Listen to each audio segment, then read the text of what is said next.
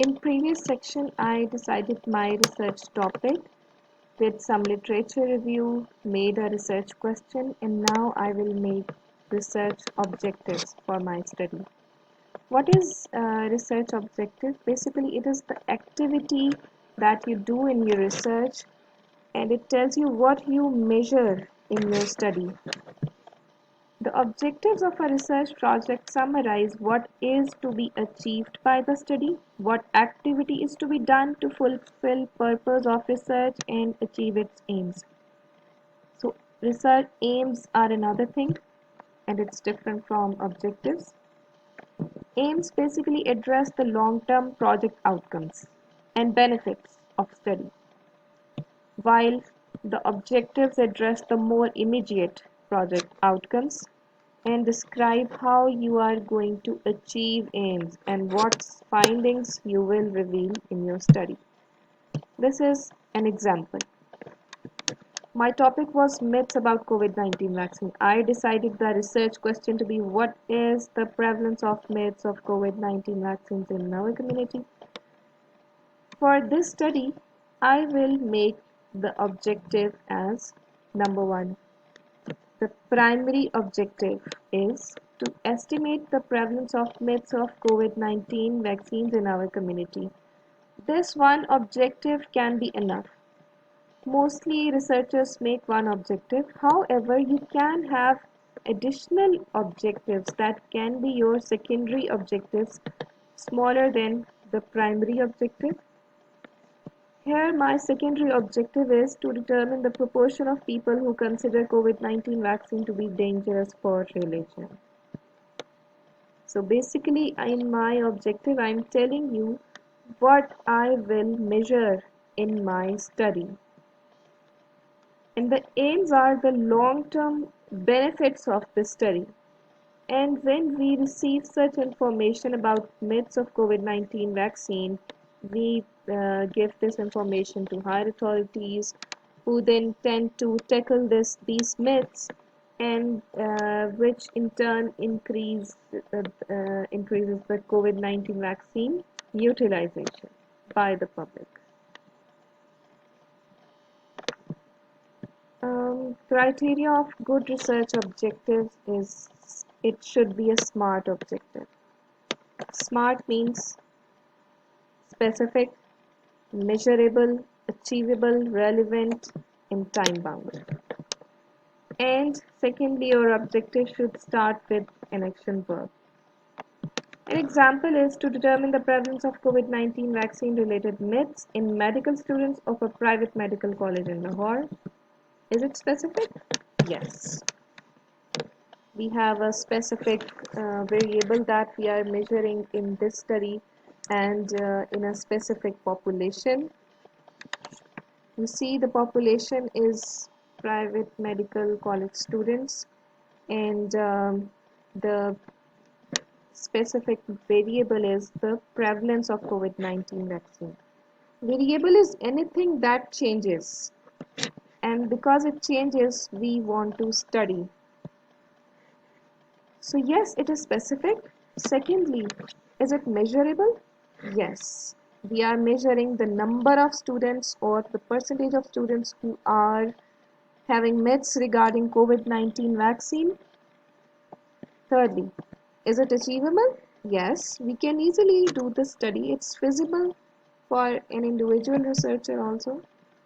Is it relevant? Yes, it's a current issue of today's because COVID-19 vaccination campaign is being run and we find that it's a word of mouth that we hear from people that COVID-19 vaccine is dangerous, it has side effects and many other misconceptions are related to this vaccine.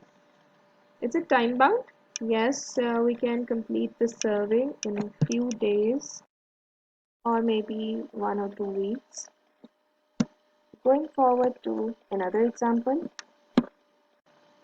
this research objective is for a study done in family planning of all Pakistan and estimating the proportion of females who are using Lippi's loop, that is a method of family planning. And the objective starts with an action verb. Now let's see if it is a SMART objective. Is it specific? No. We are doing this study in all over Pakistan and for an individual researcher. This is a very broad population coverage, and it will not be a specific objective anymore. Is it measurable? Yes, we can estimate the proportion of females. It's measurable. Is it achievable? No. To visit all the family planning centers of Pakistan is not achievable for an individual researcher. And is it relevant? No, this is not the current issue or the hot topic of this time. Is it time? Yes, if an activity can be completed in 6 months, we call it to be time bound. So I think this can be completed in 6 months, but overall it's not a SMART objective. State objectives. You have to use action verbs. Proper action verbs are to determine, to compare, to identify, and we avoid the non-action verbs like to know, to appreciate, to understand, or to study, because these are not measurable. If I say that I want to know the impact of life skills education on mental health, how will the reader um, confirm that I have known the impact? However, if I state it as to determine the impact of life skills education on mental health, the reader can confirm by my statistics that whether I have determined or not. However, these subjective terms to know, to appreciate, to understand are not justified by statistics. So I have to avoid these subjective or relative or vague non-action verbs. Um, how do you choose your verb? It depends on your whether it is your descriptive study or it is analytical study. In descriptive studies, we describe simply the magnitude of disease in a place and the dynamics of a disease in some population or location. In analytical studies, we basically find the relation between some disease and its risk factors. The best verbs for descriptive studies are to estimate, to find, to identify, to describe, and for analytical studies, the best verbs are to determine the association, to compare. So these were some action verbs in different cases. Next, coming to hypothesis. What is hypothesis? It is basically a claim by the researcher for association between two variables, and the researcher has to make a formal statement for this claim. This statement presents the expected relationship between an independent and a dependent variable. This statement consists of two components. One is the null hypothesis and the second is alternative hypothesis. The null hypothesis is the condition of equality. It predicts that there is no difference or relationship existing between the two variables. Here is an example. There is no difference between proportion of smoking in cancer and non-cancer patients. Now the alternative hypothesis is opposite to null hypothesis. It claims that there is a difference or the relationship exists between the two variables. This alternative hypothesis may be in a direction or no direction. For example, this is a non-directional hypothesis. There is a difference between proportion of smoking in cancer and non-cancer patients. The second example is for directional one. The proportion of smoking is higher in cancer patients as compared to non-cancer patients. Now we have made our research objectives, our research hypothesis. Now going forward to the step 3, which is deciding the materials and methods. That is your research methodology.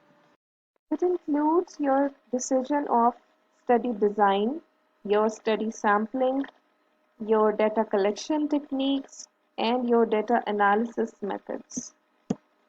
First of all, we will study what are the study designs. There are many different ways you can collect information on your variable.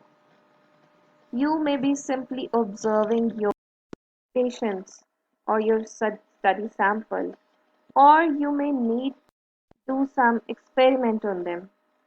For example, drug trials is an example of experimental study. An opinion survey or patient satisfaction survey is an example of observational study. There are other study designs based on data analysis. If you are simply quantifying the magnitude of disease in a population or in a location, or simply the dynamics of a disease, that is to where it is distributed, in uh, which population, in which place, and in which time or season is the disease occurring more frequently. This is the dynamics and distribution of disease. So if you are simply quantifying the burden, dynamics, or distribution of a disease, this is simply description of the disease variables, and this is descriptive study. If you are estimating some relationship or association between two variables related to disease, that is, one is the causal factor or the risk factor of disease, and the other is the disease outcome, this will be called analytical study. Here you elaborate causes that can explain patterns of disease occurrence or the disease determinants based on a hypothesis. So here you make a hypothesis, your claim of a relationship that you want to prove through your research. Whereas in descriptive study, you have no claim, you have no hypothesis, you simply quantify the disease burden or dynamics. Now, this is a more detailed classification of study designs. As we have already discussed, your design may be descriptive study or it may be analytical study. Descriptive study, where you are simply describing the disease. It does not need any experiment, remember. It needs simply a study population to describe the frequency of a disease, the distribution or the dynamics of a disease as to where it is occurring, in which population, in which timings and seasons. And there are different methods of observational descriptive studies. You can write a case report or a series or a cross-section survey or longitudinal incidence studies.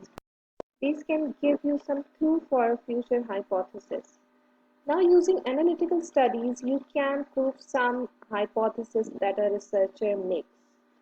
These can be observational or experimental. For example, a drug experiment to prove the hypothesis of a drug success, and in observational study, you can prove the hypothesis of a relationship between a risk factor or a disease by these two methods.